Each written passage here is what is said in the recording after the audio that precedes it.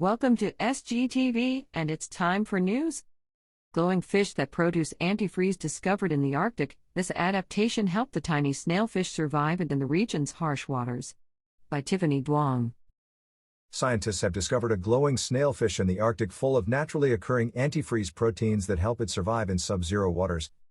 Similar to how antifreeze in your car keeps the water in your radiator from freezing in cold temperatures, some animals have evolved amazing machinery that prevent them from freezing, such as antifreeze proteins, which prevent ice crystals from forming, said David Gruber, a co-author of a recently published academic paper about the fish. Gruber and co-author John Sparks, both research scientists at the American Museum of Natural History, first spotted a glowing snailfish in 2019 on a scientific expedition off the coast of East Greenland. The researchers collected a 3/4-inch juvenile snailfish, about the size of a fingernail, to study its bioluminescent properties. This adaptation, which allows animals to convert blue light into green, red, or yellow light, is incredibly rare in Arctic fish, which live in extended periods of darkness. The snailfish is the only known polar fish with bioluminescent properties. This specimen taught the team that bioluminescence isn't the only special thing about the snailfish. It has the highest expression levels of antifreeze proteins ever observed, a task that likely requires much of the fish's energy.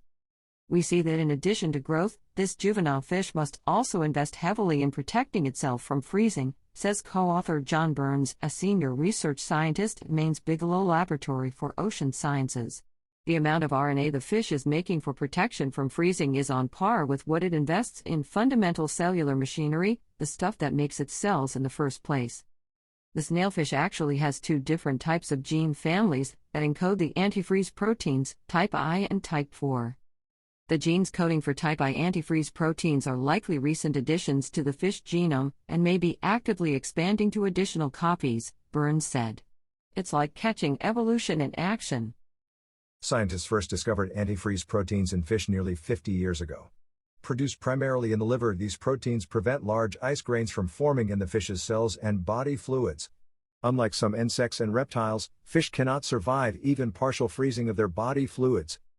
Some scientists predict that if Arctic sea ice continues to decline at current rates, the Arctic will be ice-free within 30 years, the study authors wrote.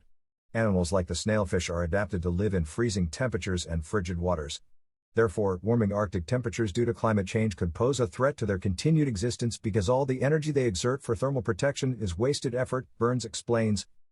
Arctic seas do not support a high diversity of fish species, and our study hypothesizes that with increasingly warming oceanic temperatures, ice-dwelling specialists such as this snailfish may encounter increased competition by more temperate species that were previously unable to survive at these higher northern latitudes, says Sparks.